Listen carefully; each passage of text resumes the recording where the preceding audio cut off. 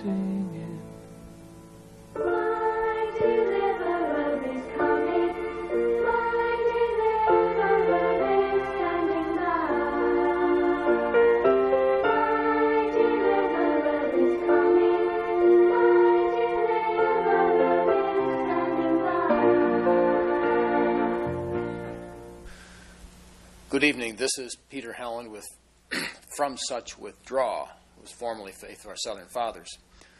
Tonight, E. Michael Jones, Dr. E. Michael Jones, will be on. Now, he's a little bit late. He rides his bike here, so it's a little bit snowy. But we're going to be talking on his class, his lecture series that he was going to be offering here in town, but was canceled, so now he's going to have to do it on the TV. And for the next 10 weeks, I think, on Faith of Our Fathers on Monday night at 10 o'clock, he's going to present his lecture series, which is based on his book, The Revolutionary Jew. In fact, I hear that he's coming in here shortly. The theme of his book originates in the Scriptures, and it seems like, if I could interpret what's going on here, is that the church has always taught that that the Jews were responsible for crucifying Christ. Pilate, when Pilate saw that he could prevail nothing, this is Matthew 27:24, but that rather a tumult was made, he took water and washed his hands before the multitude, saying, I am innocent of the blood of this just person. See ye to it. Then answered all the people and said, His blood be on us and on our children. Mike, we're already on the air. How was your bike ride? I'm introducing here's my theme that I'm saying that I think that that you're going to be wanting to present on this lecture series. Right. What I'm saying here is that the tradition of the church has been basically that the Jews were responsible for the death of Christ. Pilate said, I am innocent of the blood of this just person. See ye to it. Then answered all the people and said, His blood be on us and on our children. But there's been a reversal, and the emphasis has been, well, it was the Romans that were responsible. Right. And so like the Jews really weren't that responsible. And the old teaching of the church until just recently placed that the Jews were guilty of the crucifixion of Christ. And the church's position was that that attitude has always been in the Jews, and the Christian was to be a little bit leery, or very leery. Right. Do you have? Can you turn to Thessalonians 2? Sure. Yeah. The church, if you're talking about the Catholic Church, the Church's teaching has not changed in this matter in terms of official documents. Yeah, my position is that the Catholic Church draws a lot of their teaching on the Church Fathers. Right, and the Scriptures. But the Nostra Aetate says, the exact quote from Nostra Aetate is that not all Jews at the time of Christ were responsible for his death.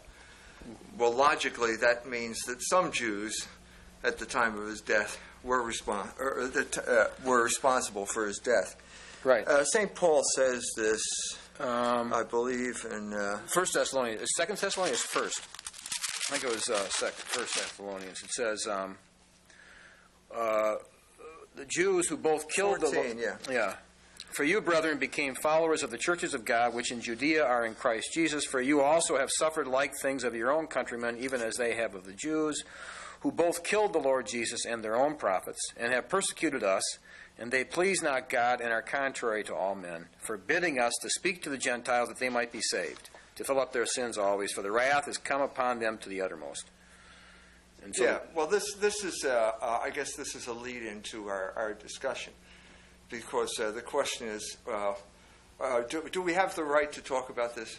I mean, do we as Christians have the right to open this Bible and discuss these things with each other? Or has that right been abrogated and we have not been told about it? Okay? Yeah. Well, do obviously, we have the right? or do obviously, we not have the American position is, the current American position is that the gays have a right to be downtown marching, the Ku Klux Klan has a right to be marching, and we also have a right to speak what we think is our view. Okay, well, if that's the case, and we have a right to read scriptures, you will notice that the issue of the Jews in Scripture is a big issue. As a matter of fact, if you read the New Testament, it is an inescapable issue. The conflict between Christians and Jews is inescapable. Well, it's almost, it's near or at the heart of the gospel. The gospel is Christ came and was crucified for our sins.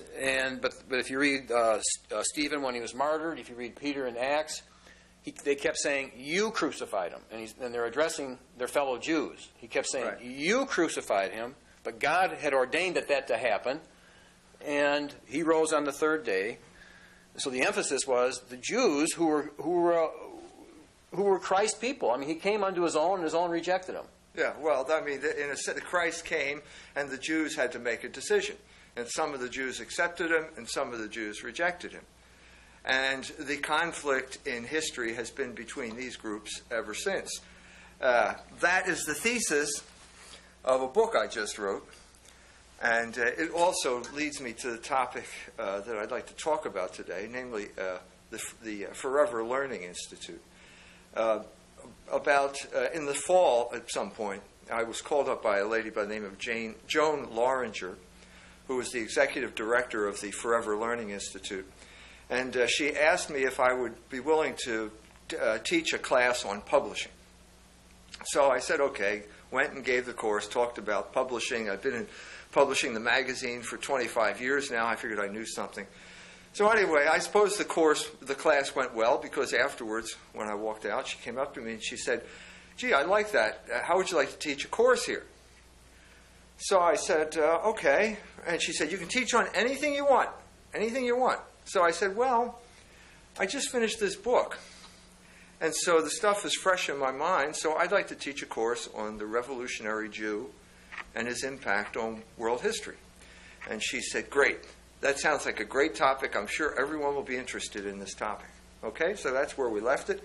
Then she got back to me. She asked me to submit a summary of the course, which I did. Everything was fine. And then on January 18th of this year, which is to say a little over a week ago, I got this letter from Joan. "Dear E. Michael Jones, thank you for your generous offer to teach this semester. Our spring semester has over 20 new classes and several new teachers. We are anxious to get underway and have completed the spring course and registration guide this past week. Your course, The Revolutionary Jew, is scheduled to take place on Monday at 9, from 9 to 9:55. And then there's an orientation meeting, which she hopes I will come to, and then she says, "Thanks again. It is certain that without your efforts, there would be no Forever Learning Institute. I am looking forward to blah, blah, blah. Yours truly, Joan Loringer, Executive Director." Okay, so that sounds to me as if everything's okay. Then, 1 week later, January 25th, I get another letter. "Dear Dr. Jones, on behalf of the Forever Learning Institute Board of Directors, I regret to inform you that we must cancel your proposed course for this semester. It is our practice to review the appropriateness of a course on those rare occasions when concern is expressed to us about its content. This is one of those occasions, and unfortunately we do not feel there is adequate time to perform an appropriate review before classes start on February 12th. Sincerely, Christopher Bowman, President, Forever Learning Institute Board of Directors." Now, wait a minute, Mr. Bowman, you did review the course. I submitted a description of the course to your executive director, and it was approved. So there's a mystery here, isn't there? There's a mystery. We make 180-degree. Here's one letter on the 18th, one letter on the 25th. This one says yes, this one says no. What happened here? Well, what happened is that in between those two letters, the course selection, the course roster of the Forever Learning Institute was published on the last page of the South Bend Tribune in the smallest typeface known to man. It looked like 3-point type or something like that. I got out my magnifying glass when I saw it, and there, right under the course on knitting, is my course, The Revolutionary Jew, and what happened. Now, what happened after that? Okay, within minutes Of that newspaper of that landing on newspaper people's doorsteps. arriving at the homes of South Bend residents, every rabbi in town, plus the Jewish Federation, called up the Forever Learning Institute and demanded that my course be canceled. Now, how do I know this? Because Joan Loranger called me up that day and told me that's what happened. She told me that was what happened. This is what she said. Every rabbi in town, plus the Jewish Federation, has demanded that your course be canceled. Now, what do you know about the course? How did you know what was going to be in the course? I haven't given it yet. Okay? And then she went on to say, but we're not going to give in. If they don't like it, she said, they can take your course. That's what I've decided. And John, the guy who works with her, agreed with her, and so that's where I left it until I got the letter from the board of directors. So obviously what happened here, now this is conjecture on my part, is the rabbis and the Jewish Federation went over the head of the executive director. They went to the board, and the board caved in. So this is a Catholic operation. It was created by Father Putz, I think I'm correct in saying this, created by Father Putz for older people, mostly Catholics, retired people who have time on their hands now so that they don't go stale intellectually. They can have their own courses. And so it would be Catholics talking to Catholics, but apparently Catholics can't talk to other Catholics unless they get the approval of the rabbis in South Bend, Indiana. Now this is the situation that we have reached here. Now, why is this significant? Who cares? Who cares out there? So what? You know? Who cares that your course got canceled? Well, I think it's significant because it makes a number of things clear.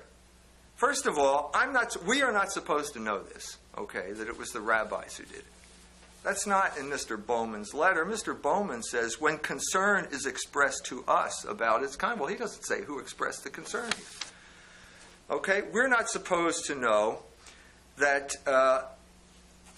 they did this.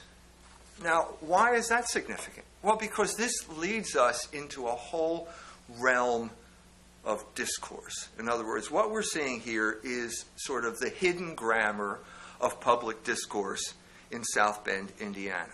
But not just South Bend, Indiana. Why is South Bend any different than any place else? What we're seeing is basically the hidden grammar of public discourse. And what does that hidden grammar involve? It means, I think, and I don't think, correct me if I seem to be exaggerating, that the Goyim are not allowed to talk about Jews. Now, we'll go from there. I think that's a pretty strong statement. But the Goyim, a lot of people don't know what that word means. The Goyim means people who are not Jews. I think we can make a stronger statement than that. I think that, let's say one that would probably be easier to defend. The Goyim are not allowed to criticize Jews. Right. In other words, you could talk about Jews as long as it was always in a positive way. I'm going. That may be the case. I'm going to dispute that. I don't think that the Goyim are allowed to talk about Jews At all, because it could go. Because first of all, what you're saying here when you say that is that there is such a group as Jews. And that is another thing that you're not allowed to say. In other words, if you say that there is a group out there who are known as Jews who act in concert on certain things, you're guilty of anti-Semitism. And this is precisely what we found out with this course. Not only, there are a group of Jews, not all Jews, I'm not claiming it's all Jews, but I'm saying the Jewish leadership in South Bend, Indiana, acted in concert to get this course canceled, prohibiting Catholics from talking to other Catholics about issues of concern that are based in have a scriptural basis. And for the, Okay. for the church fathers, Chrysostom and the church fathers, Well, you know, the but- Jews were a very important part of Well, their doctrine. are we allowed to talk about this? And not only that, okay, let's say, are we allowed to talk about, let's say that passage that you just read from Thessalonians. Are we allowed to talk about that, first of all? Are we allowed to come up with our own interpretation of that without checking with the rabbis? And secondly, but more importantly, are we allowed to draw some type of conclusions about our lives from that passage? Well, when you say, are we allowed, or the wording was, you must stop, that implies that there actually is force behind. In other words, there's a threat. I mean, in other words, there's actually military. I mean, Well, I don't know whether it's military. well, we're in Iraq. Now we're getting into another area. I mean, if you're talking about the Forever Learning Institute, I don't think that the Israelis are going to have an airstrike on the. No, but it does say must. You must stop. Why this, like, what will happen if you don't? Well, the threat is always open-ended. We don't know, and that's where either you press on and you find out, or you give up immediately and then you never find out. But there's a threat involved here. There is a threat. Somewhere. Isn't the threat even wrong in itself? Isn't that? Well, I mean, let's put it this way. Okay, let me step back from this by analogy. Let's say 60 years ago, you know the Amish, those people that live over there, look like you with the beard, you know. They're all Germans. You knew that. Oh yeah. Right. Okay. Yeah. Let's say 60 years ago that the Amish were making sure that Germany got $80 billion got $1 billion a year. That 80% of our foreign aid went to Germany. 60 years ago, Yeah. right at the height of the. Okay. Let's assume that the Amish were heavily involved in lobbying Congress to make sure that 80% of our foreign aid went to Germany. And that included in this foreign aid was all of our most sophisticated weapons. All airplanes, submarines, and all that wasn't invented yet, nuclear weapons, or bunker buster bombs, or whatever you want to call it. Now, assume that that was the case, and let's assume that no one was allowed to talk about it. In a free society. Well, now wait a minute. Where would that lead us? Well, now let's jump ahead a couple decades, and we have exactly the same situation. We have a situation where 80% of our foreign aid money is going to Israel. We have a group known as the Israeli Lobby, or if you want to call it IPAC, ensures that congressmen will be punished if anything jeopardizes this money or this aid. We have America sending its most sophisticated weapons over there, including bunker buster bombs that could be used against Iran.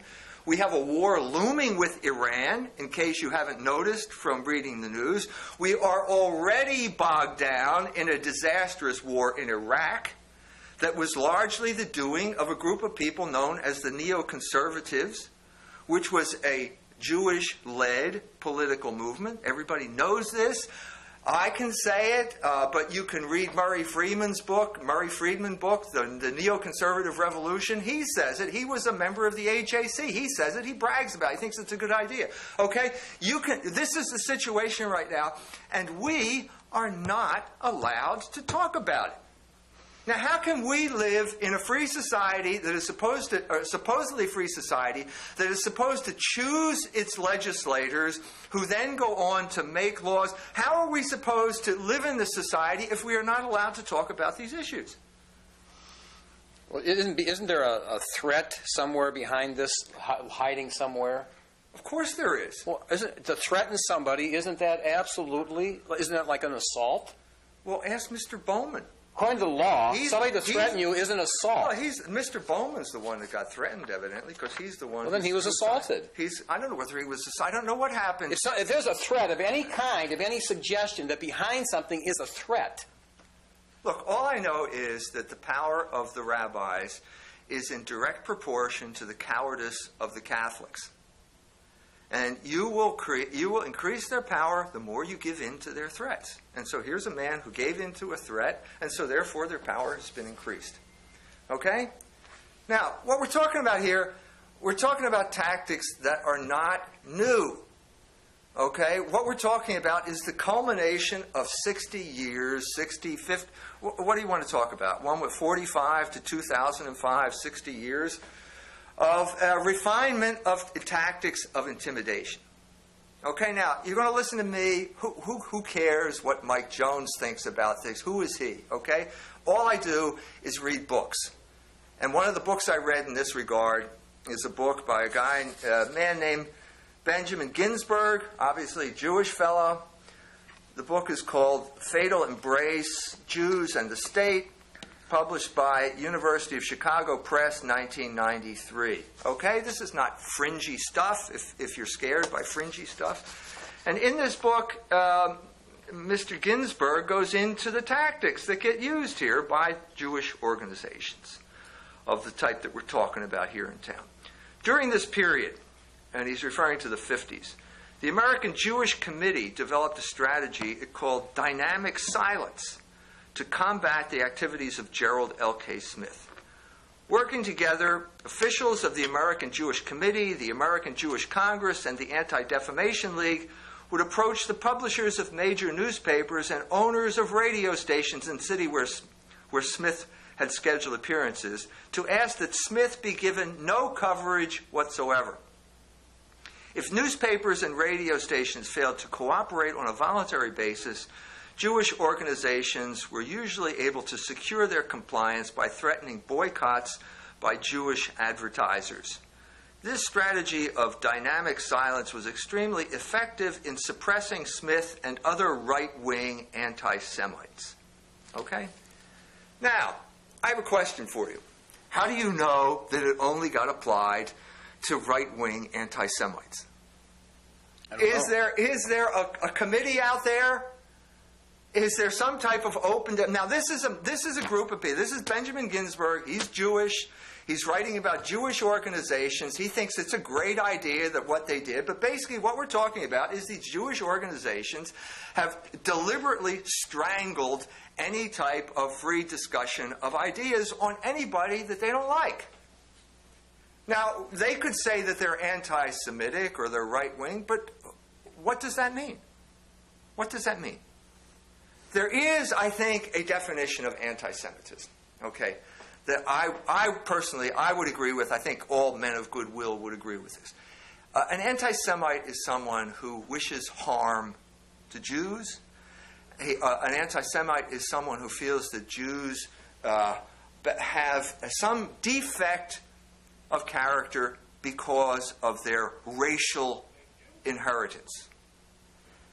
I'm saying this because the term was created by a man by the name of Wilhelm Marr in 1870 in Germany. And this was the era, 1870, as you probably know, was the high point of biological thinking. This is the high water mark of Darwinism, and the Germans are infected by this Darwinistic idea. And basically, it's also a time when you saw widespread abandonment of the categories of Christianity. Bismarck had just started the Kulturkampf at this time. So what you're talking about is racial thinking. Okay, I agree. It's wrong to say that this man, simply because he's a Jew, is a bad person because he's got bad DNA, and no matter what he does, he can't change it. That is not my position. I have written against that position repeatedly. Well, it's not true. It's not true. That's why it's not my position. I cannot accept that position. Okay? In what I'm trying to do here, what I was trying to do here in terms of the book I wrote, was to go back to a more tenable position. It seems to me we have two extremes here. On the one hand, you've got that position. On the other hand, you've got the position which says that anything a Jew doesn't like is anti-Semitism.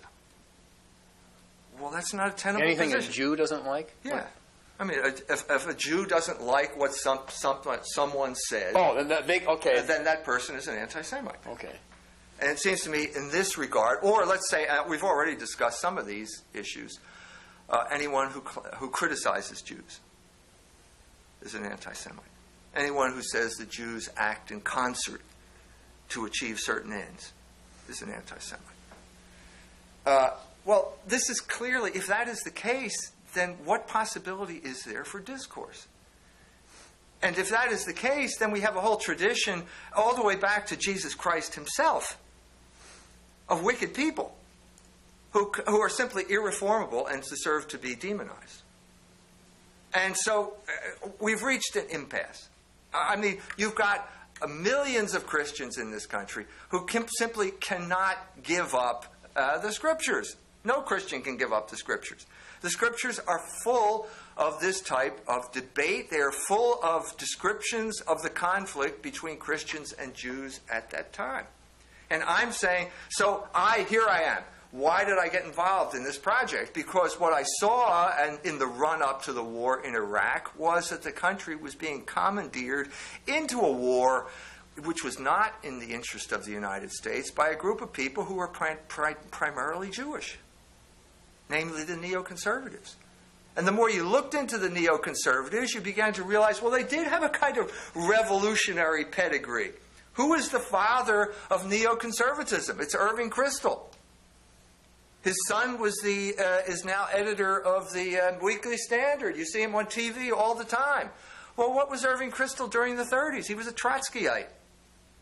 And so what you begin to see here now is certain similarities between the views of Trotsky and the views of the neoconservatives. Well, are we allowed to debate this or not?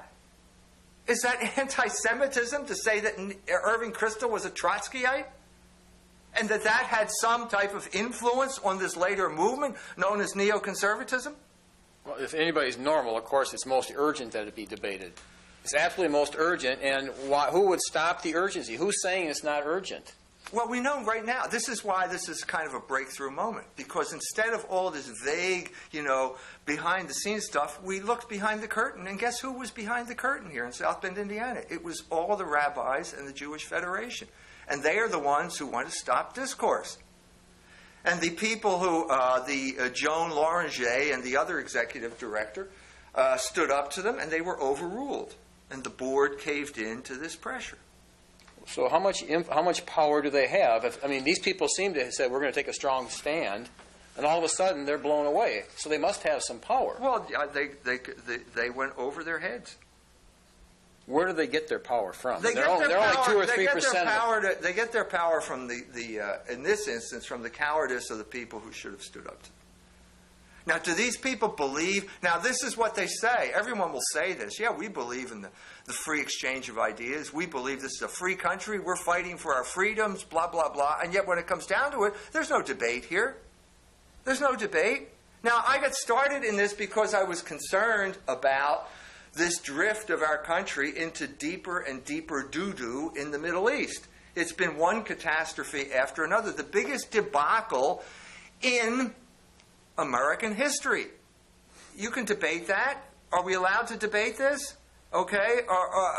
Does this make me a bad person? Okay?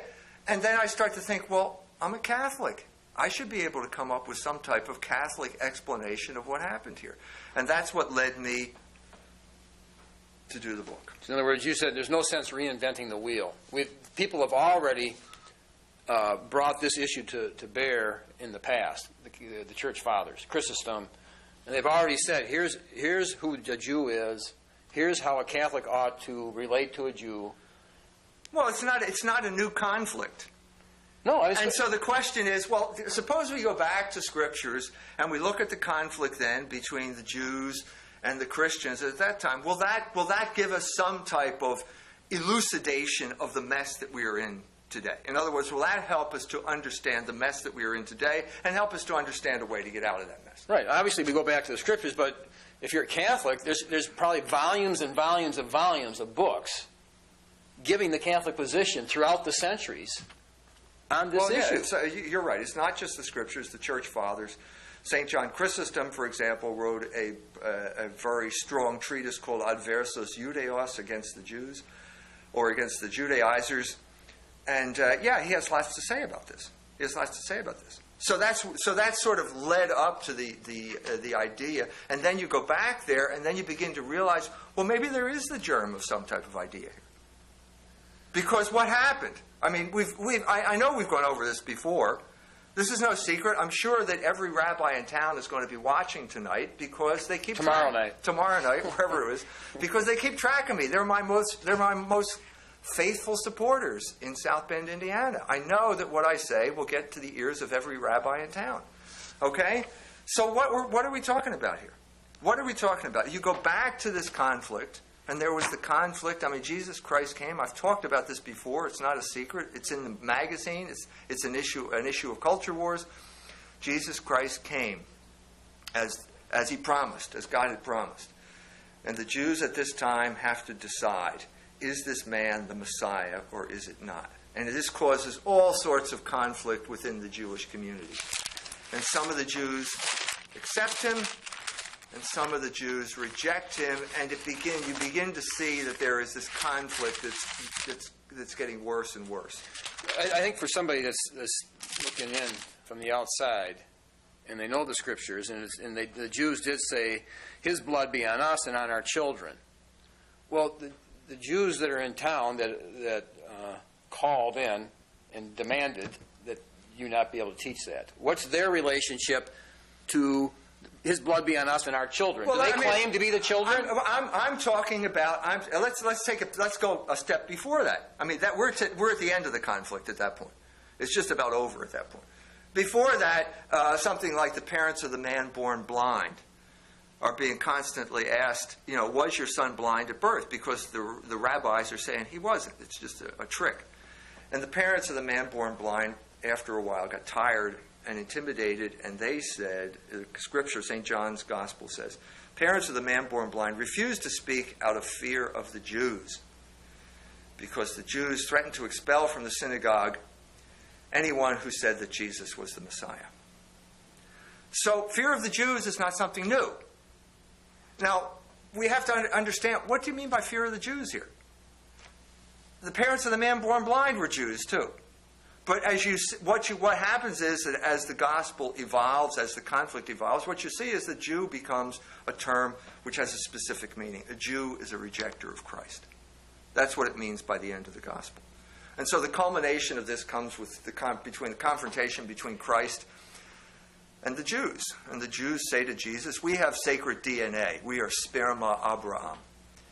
And Jesus says, if you were children of God, you would do what I say. But you do not listen to me. And so you're not children of Moses. You're not children of Abraham. Your father is Satan. And at that point, they pick up stones and they're ready to kill him. And that's eventually what happens. But they reach this conflict. Now I gave a talk similar to this in Prague. A Jewish organization there writes big headlines. Jones says Jews are children of Satan. No, wait a minute. This is dishonest. This is dishonest. What you're telling me, and this again is the Jewish organizations and the rabbis, what you're saying is the Goyim cannot even quote Scripture. They cannot quote the New Testament without being demonized by the thought police. Well, I'm sorry. This is intolerable. This is an intolerable situation. And when you get an intolerable situation, there's going to be a reaction at some point or other. And so what I'm trying to do is to let the whole thing down easy by coming up with the Christian alternative, as opposed to uglier alternatives, which we have known in the past. Okay? That's what I'm trying to do. So we have this progression here, okay? The Jews who rejected Jesus as the Messiah become more and more angry to the point where they decide they're going to kill him. And they collaborate with the Roman authorities, and at a certain point they say, he says, are you going to kill your king? And they say, we have no king but Caesar. Well, this is Scripture. This is not just, magazine articles. These are sentences that reverberate throughout history. And then they say, the Pilate's trying to say, well, let's work out a deal here. I'll give you a choice between Barabbas and Jesus Christ. Well, who was Barabbas? Barabbas was a revolutionary. Said he was a notable prisoner. He was a revolutionary. He had risen up in rebellion against Rome, and so the Jews chose Barabbas. Well, these are, as I said, these are deep moments in history. This is like the axial moment in human history, where the Jews choose Barabbas, well, what did they do? In other words, they were backing his cause. We choose him, and Well, that's what you we're mean. backing his cause. It's not like just I choose Pepsi over Coke here. I'm choosing Barabbas over Jesus Christ. Their missions. And that's something that you base your life on, this type of thing. And Barabbas is a revolutionary. So what happens here at this crucial moment in history is that the Jews choose this revolutionary. And in choosing a revolutionary, they become revolutionaries. Now, what is the essence of this Jewish revolutionary thought? Annas and Caiaphas stand in front of the cross, and they say to Jesus, if you come down from the cross, we will accept you as the Messiah. And so as a result, they have chosen that they have decided that God has to fit their plans.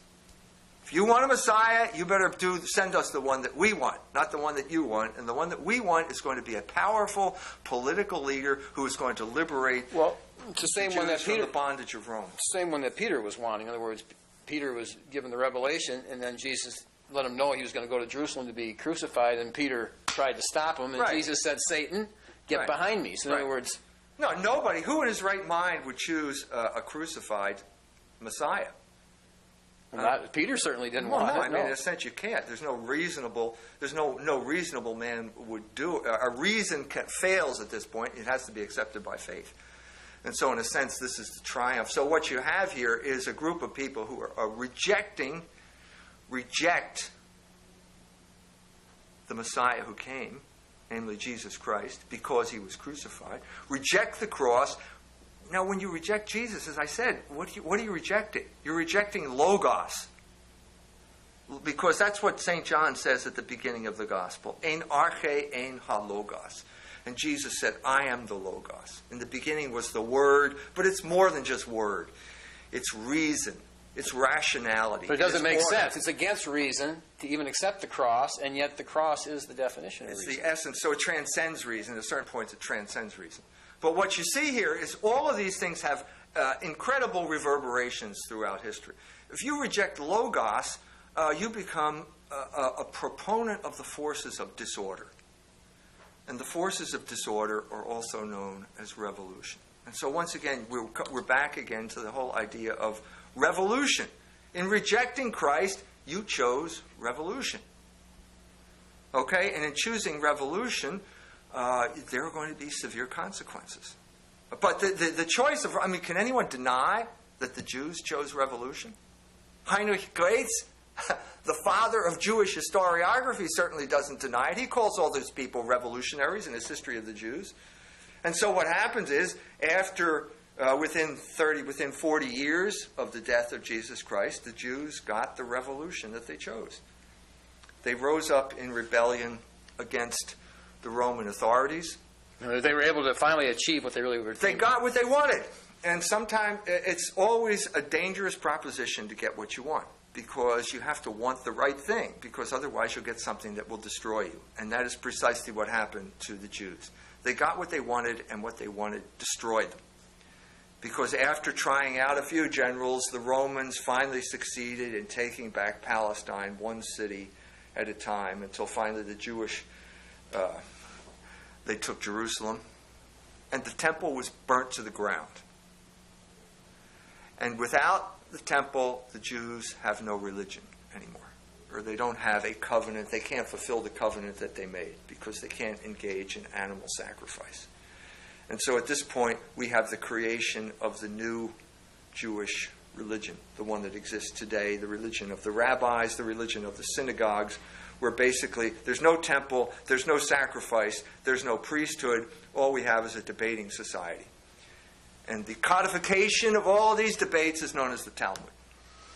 And the Talmud becomes then the epitome of anti-Logos, the epitome of the hatred of Logos that results from the rejection of Christ. And so its hatred it manifests itself in a kind of sophistry that you find in the Talmud. It manifests itself, as Graetz says, in delight in cheating people. This is what, again, it's Heinrich Graetz, it's not Mike Jones. History of the Jews talks about the corrupting effect that the Talmud had on Polish Jews. taking delight in cheating people. Now, if you take delight in cheating people, you're not going to make friends with your neighbors. And so there's been one sort of reaction after another. In Poland, it came to the Chmielnicki pogroms in 1648, where the people got tired of being cheated and they rose up, and it wasn't a happy time for the Jews. But the question is, why would they end up wanting to take delight in cheating people? Is that because of the perverseness of the human heart? Or is it, I mean, that's what people just have a hard time with accepting that. You could tell them this, but they say, well, I don't know if I really believe that. I can't believe they really take delight in cheating people. I'm quoting Heinrich Graetz here, and that's what he said. Heinrich Graetz was a German Jew who did not particularly like the what we call the Ostjuden, the Jews who were living in Poland at the time, and felt that their moral character had been corrupted by studying the Talmud. That's a simple fact. It's in Heinrich Graetz's History of the Jews. Now, why? Well, because what is Logos? It comes back to Logos. What is the manifestation of Logos in terms of human behavior? It's known as practical, what Immanuel Kant would call practical reason. Practical reason is morality. Morality is reason applied to everyday life. Well, anti-logos will be the opposite of morality. And so one manifestation of the opposite of morality is cheating people. Yeah, lying. Morality is cheating, honesty. and so on and so forth. And so that's sort of what one of the outcomes of that type of repudiation of logos. So, but the situation continues. It doesn't stop there. I mean, in a sense, what you're seeing now is what you would have gotten at the Forever Learning Institute, because I'm talking about the first. I mean, I would have given it in more detail, but we're talking about what would be the introductory chapter of the course. After the destruction of the temple, we have 60 years later another rebellion. They try again. Actually, it started before that. In about 115, there were rebellions all across Egypt and in Crete to the north, in which the Jews rose up and slaughtered the local population. And then there was a reaction again. The Jews on Crete slaughtered 100,000 Greeks. This is what the chronicler said. And then the Greeks returned and slaughtered every Jew on the island, and then passed laws saying Jews were not allowed back on Crete, not even if they were shipwrecked off the coast. This is the type of violent reaction that this revolutionary Judaism was causing throughout the classical world. And this time it reached its culmination with a man by the name of Simon Bar Kokhba. Simon Bar Kokhba came out of nowhere. Nobody knows where he came from. Led the Jews in a successful rebellion against Rome once again. Established the kingdom of Palestine completely independent of Rome. Had coins struck with his image on them, which means that you are the sovereign of the land. And established basically the Jewish, one of many Jewish heavens on earth. Probably one of the first. And then what happened is the same thing that happened before. After trying out a few generals, they finally got one general who knew how to do the job, which was basically you take one city at a time. You got a land. People who are cut off from the sea, who every hand that holds the sword can't push the plow, and so as a result, you starve these people into submission. And so one city after another fell until finally they're at Bethar, taking their last stand at Bethar. It looks as if the Romans are ready to give up, but suddenly some traders within the city give them the plans of the tunnels, and the Romans come through the sewer system and emerge, and huge slaughter of the Jews takes place. And that's the end of that revolutionary period. Now, what I'm saying here, and the thesis of the book, and what would have been the thesis of the course, is that this, as long as the Jews perdure in this rejection of Logos, they are going to be revolutionaries. And what you see is the periodic resurgence of these Jewish this Jewish revolutionary idea throughout history. But basically, the Jews, like St. Peter, when they went to capture Christ, Peter gets the sword out and cuts off the high priest's servant Malchus's ear. And Jesus said, put it back, whoever lives by the sword will die by the sword. Right. I mean, so Peter twice there, trying to stop him from going to Jerusalem, gets into that revolutionary fervor. In other words, the cross is revolutionary in itself. No, yeah, I mean, if you're going to confuse the issue, yeah, you can use the word revolutionary in an equivalent type of term. But it's natural for man to be revolutionary. Isn't that, I mean... If you could say original sin is a kind of natural rebellion because it began with Adam in his rebellion against the order established by God. So there is this natural inclination to revolution. But it's not inevitable because Jesus Christ came and proposed some type of alternative. He proposed logos and orderly society. But there's two voices, two siren voices, Right. appealing to people. Right, One is I know. And the point of Peter, a good point to make here, is that Christians are always tempted by this Judaizing heresy. And throughout history, we've had Christian movements in which the Christians have behaved like Jews.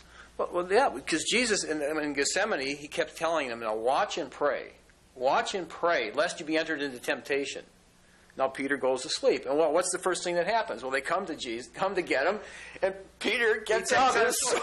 You're right. The temptation for Christians is always to grasp at the sword, grasp for the sword, and the sword is in many ways the antithesis of the cross. Yeah, and then he denied Christ, so there's the denial and right. And what you see here, so to jump ahead a millennium, when the revolution breaks out in Europe at the time of the Hussite rebellion in Prague, in Bohemia, what you see here are priests who are now carrying swords.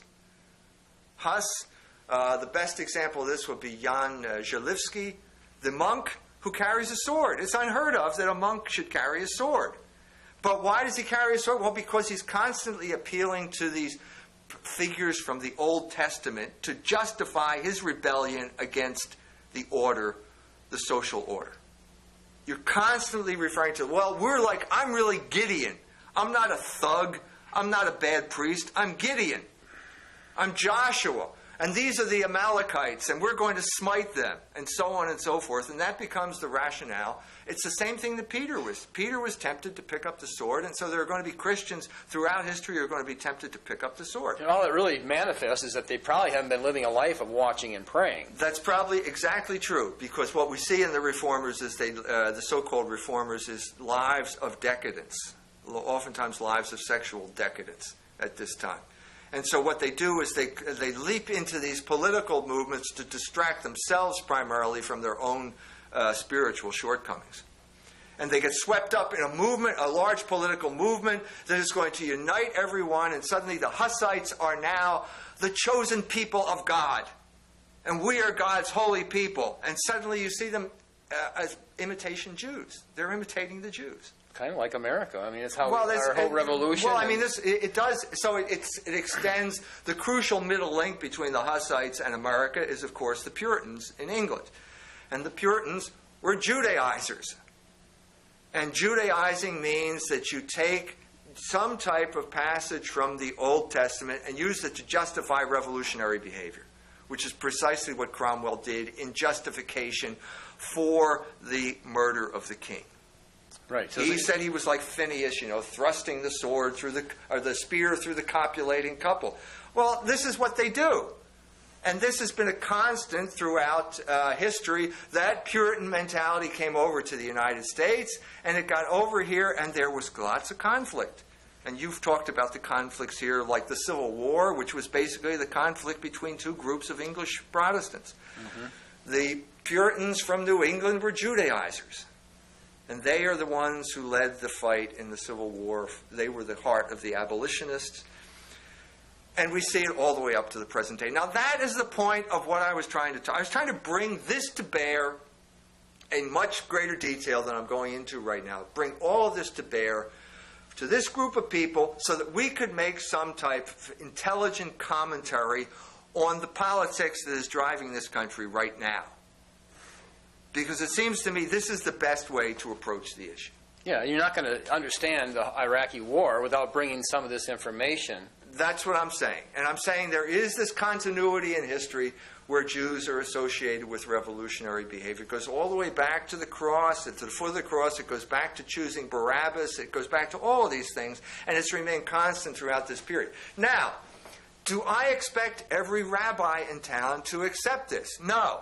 Okay? But who gives them the right to prohibit me from talking to other Catholics about this? Who gives them the right? Well, at the time of Jesus, I mean, those soldiers were told, hey, don't worry. You guys just say you fell asleep, which is normally punishable by death. We'll take care of it. Okay, so the soldiers were willing to say, yeah, we fell asleep, which normally you'd be put to death if they found out. But the Jews had so much power, they said, hey, we'll even cover you for that. Just say they came and stole them. So apparently, it's indicating that the Jewish leaders, and you would suppose even today, have one of their ambitions is to get power with control over those in power. That's the thesis. Well, I mean, Ginsburg's book says that the Jews have always gravitated toward positions of power, but he says it's called fatal embrace because oftentimes the very princes they empower, they turn on. Well, yeah, I mean, I guess the classic instance of this would be Stalin in the Soviet Union. No one served Stalin more faithfully than the Jews. And then Stalin turned on the Jews. Well, the Jews helped create Stalin, right? The Bolshevism was like neoconservatism. It was a Jewish movement. It could not. Bolshevism was one small part of the revolutionary movement in Russia during the 19th century, and the revolutionary movement in Russia could not have succeeded without Jewish support. After, for example, just to give you one example, after the assassination of the Tsar Alexander II, there was a crackdown. That was what, 1880. Okay. And there was a crackdown, and the Jews left places like Moscow and St. Petersburg, and they went back down to Odessa, along the Pale of the settlement, where they were beyond the reach of the Tsar's police. They just retreated into the shtetl, and they couldn't. And this is where the movement rejuvenated itself, and it came back, and it eventuated in the revolution of 1917 when the Bolsheviks took power. It could not have succeeded without Jewish participation. Just a thought, which hopefully it fits in. Paul Fisher always said the Masons were Kabbalistic Gnostics. Is there a connection between the Jews being revolutionary and the Masons being revolutionary? Yeah, I have the whole middle section of the book goes from Protestantism as the vehicle of revolution to Freemasonry as the vehicle for revolution. And the crucial change took place at around 1660, at the time of the Reformation in England. By that point, every Englishman was sick to death of some wacko standing up saying, I am Gideon, and I have the sword, and you follow me. There were so many of these groups, like the Diggers, and the Ranters, and the Quakers, that the Englishmen got sick of them, and so they didn't want any more, and their king was restored, and a new form of revolutionary activity arose, and it was known as Freemasonry, which was based on Kabbalah. And there's a whole complicated history that goes all the way back to Reuchlin, and the Neoplatonists in Italy. Reuchlin brings Jewish Kabbalah into the Christian world. Agrippa, his student, takes it forward, and then John Dee takes it to England, and it becomes the basis of Elizabethan England. Kabbalah, and that eventually leads to Freemasonry. That's another whole topic that we would have covered in this thing. In that class. Yeah. Now, the Talmud and the Kabbalah, are they related then? Well, Kabbalah is a particular group of books. Kabbalah is not as old as the Talmud. The Talmud was codified in Babylon in around the 6th, 7th century. Kabbalah, the Zohar, didn't come into existence until the time of the Albigensian Crusade, which is to say the 13th century in France. Albigensianism and Kabbalah sort of came into existence around the same time. The culmination of Kabbalistic thinking was the Jewish Messiah, one more Jewish Messiah, false Messiah, namely Shabbatai Zevi, was deeply influenced by Kabbalah. Heinrich Graetz does not like Kabbalah. He calls the Zohar that lying book. So there's all this sort of debate about the bad effect of Kabbalah on the Jews at that time. But the Jews today generally are not into the Kabbalah as much. Well, there's They're certainly into some, but the some Talmud are. is mainly Well, there. the Talmud has a different kind of status. The Talmud is the heart of the Jewish people. That's what it says in the Jewish Encyclopedia. And what you have in the Talmud is this essence, this kind of distillation of anti-logos. And that is going to have consequences. And what we're doing now is living through the consequences. But what I'm saying here is, if we live in a world where, okay, no one now is exempt from the charge of anti-Semitism. Jimmy Carter has written a book about Israel. He is now considered an anti-Semite. Just yesterday, there is a professor from Indiana University, Bloomington, who has reported in the New York Times, has written an article for the American Jewish Congress criticizing Jewish anti-Semites. In other words, any Jew, it was in the New York Times yesterday, okay, any Jew who criticizes, he's saying Israel, but what we're talking about, if a Jew criticizes the party line, he's an anti-Semite. Now, what we're seeing here is this sort of thought control process of demonizing anybody who disagrees. This process is now run amok. And we are in this mess in foreign policy because this policy has been in effect for a long time. And we have been prohibited from discussing the things that we are discussing here today. And when you're prohibited from doing it, you cannot make intelligent decisions of the sort that voters in this country are supposed to make.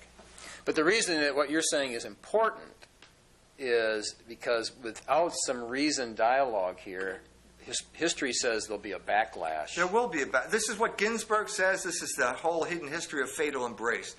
That at a certain point, everything goes too far. I think we've reached the point where it's gone too far. And then there's a backlash, and lots of people get hurt. So if you're going to stifle rational debate, you're going to promote this type of pressure which will explode at a certain point. Like it did with the Germans. As it did in Germany during the 20s and the 30s. All throughout Eastern Europe, there was a backlash to the excesses of Bolshevism. Bolshevism was perceived as a Jewish phenomenon, and that's what caused the reaction. So that was not, I don't recommend that stuff. I am not one of those people. I am talking as a Christian, okay, saying that it's in the Jewish interest to look at the Christian solution to this problem, or at the very least, it's not in the Jewish interest to prohibit Christians from talking about this issue. It's not in your interest. So you're actually pleading with the rabbis in a sense, and saying it's completely in their interest that you have I'm this. willing to talk to the rabbis. I don't engage in character assassination. I engage in open debate. It's the rabbis who went behind my back to the cowards who were on the board of directors of the Forever Learning Institute and made them cave in. That's not the American way. I'm proposing the American way, which is open debate. And I'm still open to open debate. Because I know that the rabbis are watching this program. They watch this program. They keep tabs on me. I know that for a fact. But like Jesus came, he just, I didn't come to bring peace but division, but obviously, but he came in the mode of a peacemaker, but it still caused division. Right. And I guess I'm in the same mold here. We aspire to follow Christ. He's our model. And so we're going to end up in the same type of situation. Misunderstood. Misunderstood. I'm trying to clear up the misunderstandings. No hard feelings to the rabbis, but I'm saying this was a mistake. You shouldn't have done this. For their own safety, because there'll be a backlash. There will be a backlash, and you shouldn't have done this. And if you're smart, you will engage in the dialogue that I'm proposing. What are they afraid of? Ultimately, what is their worst fear? I think what you should do is ask the rabbi. Get one of the rabbis to sit in my seat, okay? And you can have him on here, and you can say, why did you have Mike Jones's course canceled? What are you afraid of? Well, we're living in the days of psychology, so obviously this is a psychological. This raises a question. Okay, if you want me to be psychologist, I'll put on my psychologist hat. What is the Greek word for fear? Well, phobia. Yeah, okay. Okay, phobia also means hatred. So hatred and fear are related. And we see this in the gospel because perfect love casts out fear. So hatred is going to foster fear. Now, hatred is a Jewish virtue. That's not my idea. That's in First Things. Rabbi Sokolov said that in First Things. Okay? So hatred and fear are bound up in one concept that's known as phobos. It's the Greek word phobia, and that's what we're talking about. Or if you're talking about the psychological gestalt that we're talking But it's about. amazing that the people that are labeled anti-Semitics are also the ones that are accused of hate crimes. Well, wait a They're the minute. ones that have Wait, the no, wait a phobia. minute. You can be an anti-Semite. You can hate Jews. I mean, I'm not denying that there are such people out there. I'm just saying, hey, I'm not one of them. And if you use this term promiscuously, the way it's being used, like Tony Jute, is he an anti-Semite? Norman Finkelstein, is he an anti-Semite? Steven Spielberg, he's an anti-Semite too. If you use this term as promiscuously as you're doing, there's going to be a backlash. It's already happening. The New York Times just did an article in which the title of the article is, Does Abe Foxman Have an Anti-Semite Problem? Now, you know, when the New York Times starts to get on Abe Foxman's case, you know that something's out of control. Okay? How many times are you going to scream, Gewalt, Abe?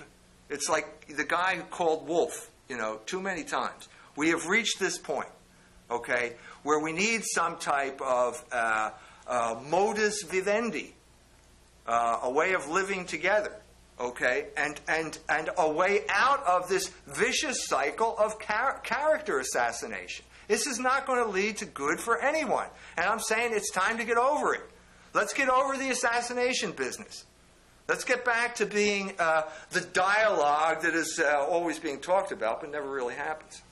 Right, because unofficially there's been somewhat of a marriage in a practical sense between the Christians and the Jews. And it's like in a normal marriage, there has to be a certain way of functioning. And isn't it in the Catholic position, in the old school, there was a way that Jews and Christians functioned, right? That was harmonious at times.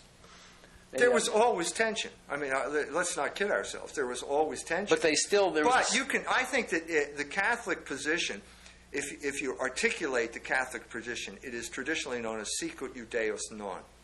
And according to this position, I mean, it's basically a two-part position.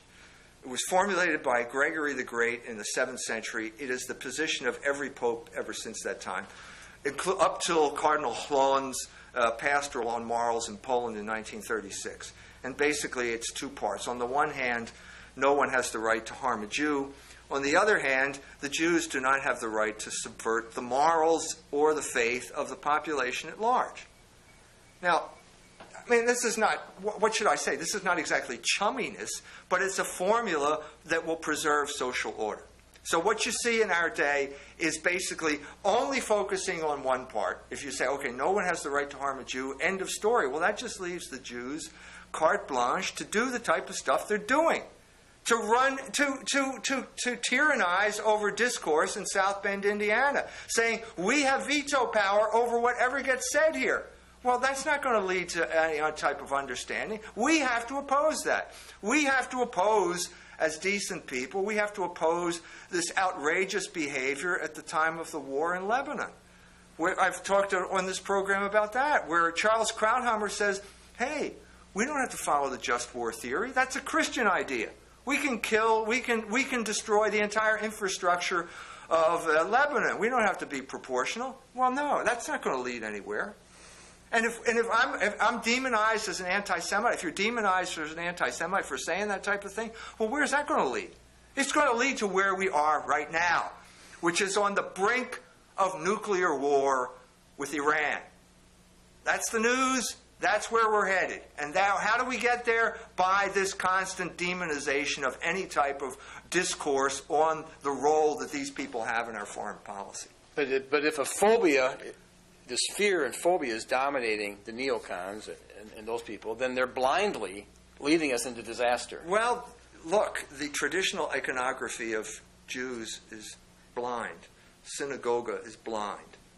So when Bush takes their advice uncritically, which it seems like he's been doing the last many years, they don't know where they're going. No, you don't know where you're going. I mean, if you go to the entrance to the cathedral in Strasbourg, there's an image of synagogue, and it's a blindfolded woman standing there. That's the image of the Jew. The Jew is blind. I mean, the traditional reason is, well, Christ came and they didn't see it. So how much, obviously they were blind. But the blindness has other meanings as well. And blindness in this regard means you're rushing headlong into catastrophe. Like they did the revolution after the 40 years after Christ. They did one, and they did another one, Then they did another one. They did three. Then they did the Khmelnytsky pogroms. Then they followed Shabbatai Zivi, and so on and so forth. I mean, this was, in a sense, what the course was going to be in detail. The entire 2,000-year period of history dealing with this issue, which is basically viewing the Jews from a Catholic perspective. Now, obviously, there's going to be disagreement here. But what are you saying? That the Catholics are not allowed to view the Jews from their own perspective? Are we allowed to read Scripture? I mean, what type of tyranny has been instituted here while we weren't looking? Well, the rule is you're offending somebody. And if you offend somebody and they complain... No, you're offending the wrong people. That's what we're saying. Right. Because you can offend all kinds of people, and it will be defended as art and forthright this and blah blah blah, and so there's always going to be someone justifying. But this is. But like Jesus said to Paul, you're going up against the pricks, or how is that? When he's on the Damascus Road, he says, "Why are you? You're fighting up against a wall." Okay. In other words, the Jews. Jesus said, if you take up a sword, those who live by the sword will die by the sword. The revolutionary route doesn't work. You got trouble with the Romans? Jesus said, then they're forcing you to carry their pack. Go an extra mile then. I know. This is the Christian response. But we, for various reasons, have internalized the gospel of revolution. And so we don't even recognize it when we see it. We have become by nature rebellious. I mean, if you want to, we could go into other things, but Yuri Schleskind's book, The Jewish Century, says that modernity is Jewish. Well, we've all become moderns, and so to that extent, we've all become Jewish.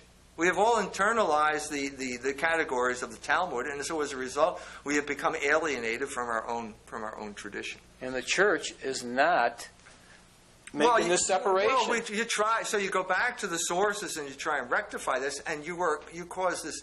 All of a sudden, you have this incredible hostility. And you're demonized for what?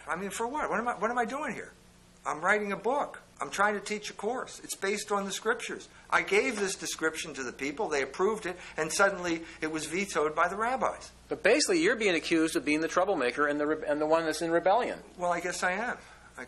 But the cross is not a sign of rebellion.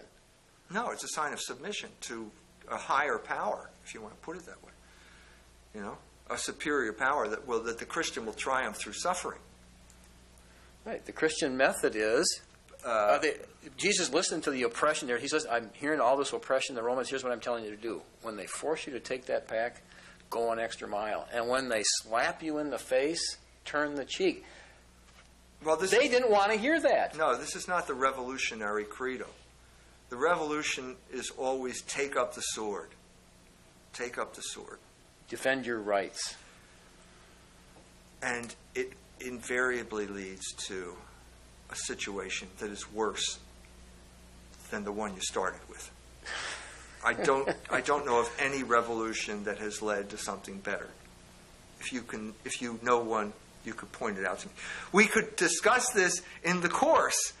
You know what I mean? Well, that was the purpose of the course. If there were going to be a course, we could have all these people out there and saying, well, I think, what about this? Or what about the American Revolution, for example? We could get into that whole issue. To make things better. You know what I mean?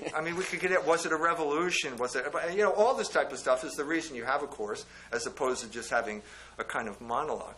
But, in a sense, we don't know whether it's over or not. This particular incident. Maybe an opportunity will arise where I could give it in spite of the rabbis. In a sense, all I need is someone to say, okay, I have a group, we'll sponsor your talk. We'll sponsor your series of talks, and we'll hold it at such and such a place. And if that's the case, well, then I'm willing to do it. But the person has to be willing to stand up to the rabbis. Because if you don't, you're just wasting my time and you're just making things worse. Now, was there any platform for an appeal of this? Normally, you can dialogue. Say, what happened? Can I appeal your decision? was it kind of heavy-handed, or was there any freedom for discussion on the issue, which is what it should be? It says, the letter from Mr. Bowman says, we can, however, begin the process of reviewing the course for consideration in the fall if you are still interested in teaching a class. Well, why would anything change? I mean, what do you think the rabbis are not going to object? I mean, I perceive this as fairly hollow because I've already submitted a summary of the course. I mean, what am I supposed to do? Am I supposed to give the course and then you listen to every word and then we'll decide whether you're going to give the course or not? I mean, you know, I've given you a summary today. I gave a summary of this to the lady who approved the course. What more is there? I mean, this strikes me as just hollow. Well, maybe their argument that the course is just not relevant. We need relevant courses like knitting to deal with the issues of the day. I don't want to badmouth knitting. Well, I'm saying I'm not going to jump in and say you're not allowed to learn knitting out there. Go ahead, learn knitting. I'm just saying, why can't I be like the knitting course? You know? Don't you think what I have to say is just, let's say, at least as valuable as knowing how to knit? Well, maybe you came close, but it must have fell a little bit short of the value of knitting. I don't. Far be it from me to badmouth the knitters out there. Knitting is very therapeutic. That's right.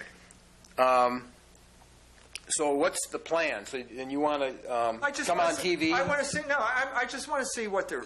We'll see what their reaction is. There are a number of things avenues I'm going to pursue. I've gotten a lot of calls from people who want to know why the course was canceled. I think, to be honest with you, I've composed a little statement here. I just composed that stating my case. I think that the Forever Learning people have done me a disservice. They have treated me badly. They haven't defended you. I mean, they said we're on your team, and all of a sudden they asked me. Now, I didn't go to them. They asked me. Maybe, yeah. And then they said, "Now tell us what it's going to be." And I fulfilled every single requirement that they came up with. And as of January 18th, I was on board. It was only when the rabbis jumped in and tried to intimidate the board that they changed their mind. So everything was okay until the rabbis came in here. So it's not my fault. It's not my fault. They caved into that pressure. They had accepted the course. It was acceptable. So I think they treated me badly, and I think they have an obligation to me at this point, at least to tell the people who signed up for the course the real reason why it was canceled. Well, the question is, were they acting as good, faithful Catholics by reversing their decision? Well, why? Explain to me how that's possible. No, because a good, faithful Catholic would be, well, John Chrysostom is more of the Eastern Church, but you still had the position of the fathers of the Church is consistent. They wanted this information out. I think my position is consistent with the Catholic position. I think that everything I've said tonight is consistent. I mean, you can judge what I've said tonight. If there's anything that I said that is not, I'd like to know about it. In a sense, that's why you have a course, so you can have people out there who say, no, well, when you said this, it's not really that way. Well, that's what most courses are today. Obviously, you don't expect the teacher to say everything that you think is right, or why would you be there? Well, no, then you have academic freedom. But there is no academic freedom. Academic freedom has become a joke. And so that's why we're talking about the Forever Learning Institute as opposed to, what's St. Mary's College, maybe, or something like that, you know, where you would never get the possibility of even proposing a course. So a course like this, Notre Dame probably would not have a course like this. They have. I mean, I've been through this already at Notre Dame. I was asked, once again, I'm asked by a group of students to give a talk. They're doing a lecture series, and they want me to talk on Protestantism. So I said, well, I'd like to give a little bit of a different point of view. I'd like to talk about the Hussites as the beginning of the Protestant Revolution. You don't usually hear about that, but anyway, I think I can make a good case. So they say, fine, okay, you can talk about the Hussites. The day of my talk, I get calls saying, well, we ran out of money and we don't know whether... I said, okay, you can pay me when you can. Okay? Because I I'm think sure it wasn't a lot. wait a minute, what's the money problem here you come up with? Well, we're having trouble finding a room, and so what you're hearing is lies. Okay, because I know what happened. What happened is exactly what happened here. I even know the name of the rabbi in this instance. It was Elliot Barkey, who was a professor, a Jewish professor at Notre Dame, who was the moderator of this Brownson Club. And he said... Orestes Bronson? That's who the club's named after. Wow. And Elliot Barkey said, this man is an anti-Semite and you have to cancel his talk. And the students were caught in a bind, and so they decided not to because I insisted that I didn't want the money at this point. So I went, and there was Professor Barkey sitting as close to me as you are now, and I gave my talk on the Hussites. Well, after the talk, there was this dead silence. Any questions? No questions. And then finally a little bit of, hesitant and a few questions on the part of the students. At this point, the discussion is over. Professor Barkey grabs the guy who is the moderator of the club, takes him into the room, closes the door behind him, and then chews him out for, from what I've heard later, chews him out for having me speak. And then he says, and this is what I got later from other sources, there were lots of mistakes in what he said. Now wait a minute. Isn't this why we have questions? I mean, this guy was sitting 3 feet away from me and asked no questions. Well, it seems to me you had the ideal opportunity. Well, in court, if you don't object when your time to object is... once again, I hate to say, but I see a pattern emerging here. The rabbis don't believe in debate. The rabbis believe in blacklisting, and they believe in character assassination, and they believe in intimidation. And if I'm wrong, I'll be happy to talk to you about it. But that's what I've experienced. Well, what do you think about even somebody labeling somebody an anti-Semitic? Isn't there some responsibility for accusing somebody of that? I mean, can you just arbitrarily accuse somebody of anti-Semitic, even if it's not true, and then no problem? And then what would you suggest? What's the recourse that we have? The Bible, court of law? Well, the Bible says if you accuse somebody of something that turns out not to be true, then you are to be punished according to the nature of the accusation.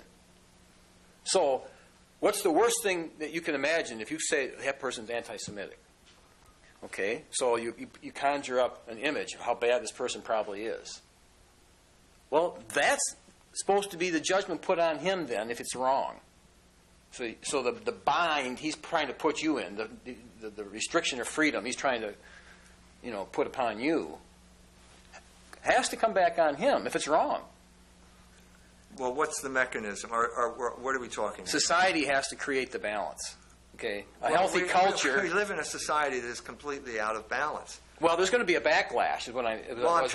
I'm trying to avoid the backlash. That's what I'm trying to diffuse the backlash through rational discourse. That is what I'm trying to do. But being accused of being... I am a writer and a man of reason, a man who is devoted to logos, and this is the method that I'm trying methods I'm trying to bring to the table here. But not everybody that's being accused of being anti-Semitic will have a Christian response. No, I know. Okay, and it's not fun being called an anti-Semitic, right? It's not something you just can't wait to have people accuse you of. No, of course not.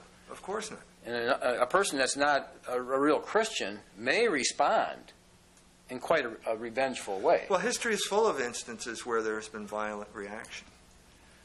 And as I said, I'm trying to diffuse violent reaction. That is the purpose of teaching courses. That is the purpose of discourse, to bring reason to bear on a problem. Now, if you don't think we have a problem, then I question your judgment.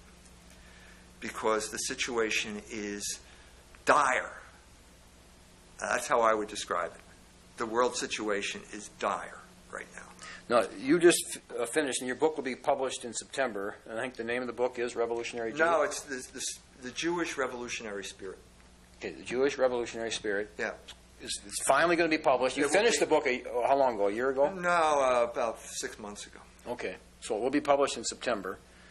And the book, because I was reading Robert Sougenis, the Catholic apologetic, and somebody, I said this on the show, somebody asked him, I want to know about the history of the Jews, and he said, well, the book you ought to read is Dr. E. Michael Jones' book on, I don't know what he said the title was, but apparently... It's the Jewish Revolutionary Spirit. It will be out in October. Some people think that this is a good book, right? Yeah. Yep. Yeah, some people, it's changed a lot of people's thinking. As I said, chapters of it have appeared as articles in Culture Wars. So I've been, getting feedback for, 4 years now or so. So yeah, I think it is a good book. And what is its basic message? In other words, what have some people thought about Jews or this subject? And by reading your book, what's the nature of their change in thinking? Well, I mean, it attacks the racial attitude, which I would term anti-Semitism.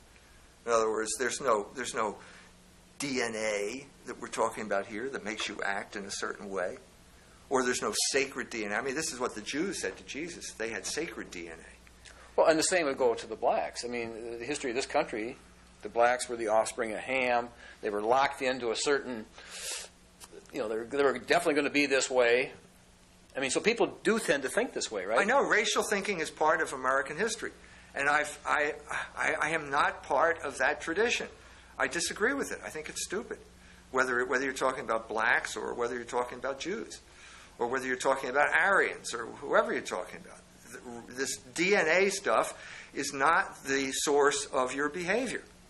No, because the Christian church has never taken that position. It has never taken that position. It's in Jesus Christ. When the Jews come to Jesus and they say, we are the seed of Abraham, the implication is, well, we're going to be saved because we have a certain kind of DNA. We're special. We're special. We're the chosen people. And Jesus says to them, if you were children of God, you would accept me. Now, a child is different than a chemical. A child is something that thinks and acts. And that's what we're talking about here. You have to behave in a certain way. Right. Who are my... So what I'm saying here is that Jewish identity was fixed not because of some type of DNA. It was fixed in rejection of Christ. And to the extent that Jews perdure in this rejection of Logos, they will have this negative identity. Right. And you can boil it down. You can seem like there's two decisions a person has to make, and one is, of course, whether to receive Christ. But then, after you've received Christ and you've received the Christian position, then within that there's all the Judaizers. Right. Within that, there's another decision to make. Right. Okay, which Jesus are you going to follow? In a sense, are you going to follow the Barabbas revolutionary, the Judaizing? Right. And it's attempt, as you said, the passage from Scripture where Peter picks up the sword and cuts off the ear of Malchus is an indication of the perennial temptation that Judaizing presents to Christians. Right. So the perennial temptation to pick up the sword and engage in revolutionary behavior as the thing that's going to solve all of our problems. So the main emphasis, once you've become a Christian, the main emphasis is now, here's the essence of Christianity. It's humility. It's turning the cheek. Those kind of teachings. Patient suffering. Yeah, that's the essence. I wish to know nothing but Christ and Him crucified. And once you let lose grip of that, and there's no longer a life of watching and praying, then you're probably going to be swept up in some revolutionary movement. Yeah. I mean, no one says that every revolutionary is a Jew. It's not true. Or that every Jew is a revolutionary. But that doesn't change the fact that these revolutionary movements have been led by Jews. Bolshevism is one of them.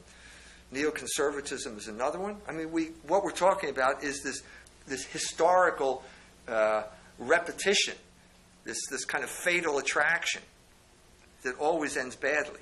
But revolutions simply don't work. Isn't that the main? I mean, we think revolutions work because of the American Revolution, 4th of July. It was a great success. Isn't that what we always want to think? Right. The word is used in a very promiscuous fashion, and it's confused a lot of people. But, I mean, revolution in the sense that began in Europe in, let's say, 1410 with the Hussites and proceeded all the way up till 1917 with the Bolsheviks, has led to nothing but sorrow and death. If you have some other view of it, I'd be happy to entertain it, but that's my opinion. I don't see any great progress resulting from these revolutions. But like my nephew, I was just visiting in Missoula, Montana, on the way to Portland. Now he's he's only 20. He's in graduate classes. He's double major in Spanish and Latin American history. And for a break, he went, or part of his class, he went down to Mexico to study, and he joins up with the Zapatistas. I mean, that's his identity. And, Yeah. and of course, he doesn't believe that there should be any authority. I mean, he's a complete anarchist. Yeah. But the teachers, I mean, they're just, they love him. So what's going on here? Why do these teachers just love him to take this path? He's an atheist, an anarchist. Oh, isn't that what education teaches you to do? To reject order and embrace some type of revolutionary ferment? Isn't that what education has become? The more he takes that revolutionary position, the higher his grades get. I mean, it's just, and they give him authors. I mean, and the teachers themselves, like the teacher he has. I said, well, where's this teacher from that you like so much? A woman teacher. I said, is she married or something? Well, he said, well, she was married. Well, who's she married to, or what? Well, she was down in Chile, and she met this real wild revolutionary, and they got married. During the Allende days. Yeah. And then of course they got divorced, of course, and now she's back up, and propagating her wild stuff. But this is what you're going to find. Yep, I agree. And you used to teach, and so you have a. Yeah, but what happens when the institutions of order are taken over by revolutionaries?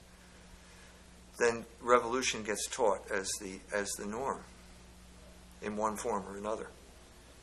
And that's what I'm trying. What I'm trying to do is propose some type of paradigm where we can make sense out of this. This is a long period, and it's confusing. I mean, think of the confusion that we all felt with the abuse of the word conservative. How long has it taken us just to sort that one out?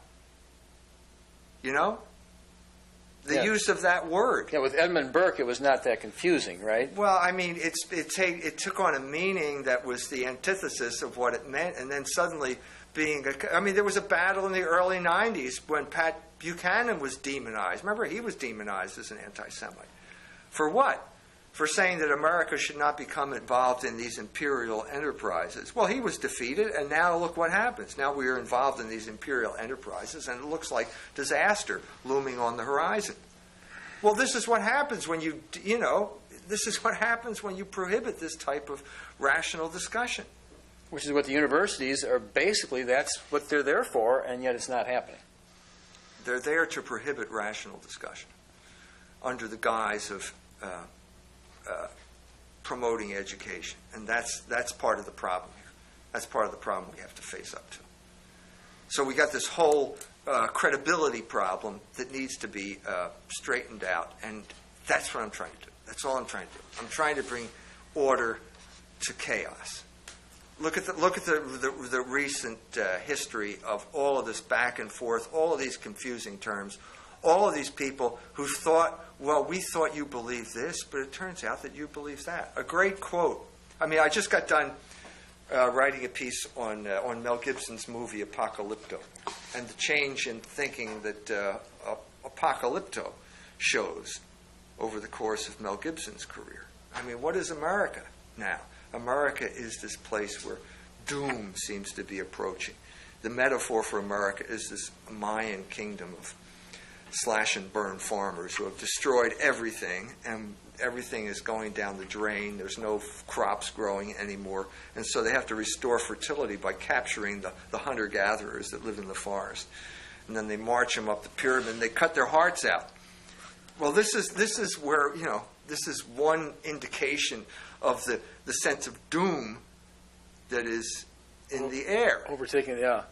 the sense of doom, and you go to the end of the movie. We have the main character, the hunter-gatherer that gets captured, doesn't get his heart cut out, and there's an eclipse of the sun, and the priest manipulates this into some type of sign of approval, and he's set free if he can outrun the spears of the people that are chasing him, and he actually does. He makes it into the forest until the last hour of the film is basically Jaguar's paw escaping and killing his pursuers, until finally he's exhausted, and he comes and he staggers onto the beach and can't go any further. There are two guys behind him. They're ready to bash his brains in, and they look up, and there are these Spanish galleons sitting at anchor, and there are two boats being rowed in, and one has a conquistador and the other has a monk, Franciscan monk in it. So what's he saying here? This is in theater. This is called the Deus ex machina. In other words, he gets saved by the Deus, the God of the machine, and the God of the machine is Christ. And so I think that what he's saying here is that this culture, at a certain point, cultures become so corrupted that they can't be reformed. And Gibson's is basically trying to. I think that's the point of the movie. I mean, it gets ambivalent, a little bit more ambivalent at the end, but I think that's what he's trying to say here. That this is a culture that has become so corrupt that it can't be reformed from within. Yeah, I think that's what a lot of people are saying. My cousin's out there in Portland, and he grew up in Madison, and he's very liberal. I mean, ACLU type of lawyer, and but now he's reevaluating things, and he just can't believe how people are in such fear. You know, he grew up no fear at all. I mean, back in the '60s, and he just did anything he wanted. But fear it's being recognized. People are being taken over by fear. Is that part of what he's saying? Yeah. Well, we have the manipulation of fear. I mean, isn't that what these orange alerts are all? Yeah, I mean, a red alert. Is it a red alert or an orange alert? And now what we're hearing, I mean, the message I heard this morning on the radio is that Iran is manipulating the situation in Iraq, and there may be another 9/11 going to happen. Oh, the jet fuel. Well, I mean, this is what we're. Wait a minute. Who's trying to scare whom here? I mean, are we getting ready? Are we going through the same old demonization process that we went through with Saddam Hussein in Iraq, to demonize the people so that we will look justified when we do something, when we attack them? Well, either way, it's fear. Either way, you're generating fear. Either fear that the Iranians are going to do something, which I don't believe, or fear that that the United States is going to provoke something, in which case the United States will do something, which I think is at this point more realistic, given our track record in Iraq and the weapons of mass destruction story that we never found. You see what I'm saying? Mm-hmm. Either way, it's fear. And so what you see is a culture that is becoming more and more run by fear. And the only way to overcome fear, at least on one level, is, well, I hate to use the word, but education, but shining light. Because once there's light and there's discussion and there's knowledge, fear tends to have to back off.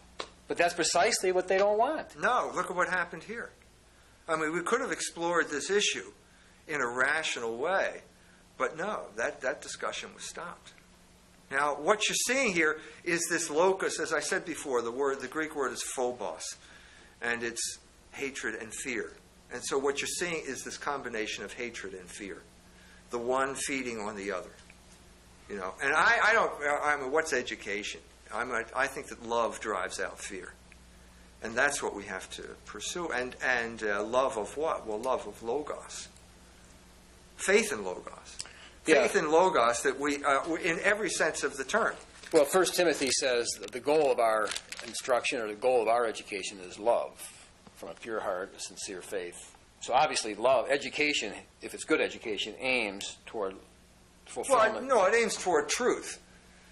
You know, we want to be able to not just know the truth, but to become some type develop skills that will allow us to pursue the truth successfully. But to walk in the truth and to walk in love are very similar. Yes. Right. You're not walking in love. I mean, we're talking about transcendentals here, and so when you reach the transcendental point, it is the good and the true are the same thing. And the good and the true together, and one burst of insight will be known as beauty. But these are all transcendental goods that we pursue. So, the good in terms of action is, we pursue the good in terms of action by ethics, politics, and economics, practical reason. In terms of truth, we pursue it other ways. But, I mean, the goal is the same. So why should we succumb to fear and constantly prohibit, or either fear or hatred? Let's say phobos, because that covers all of our bases here.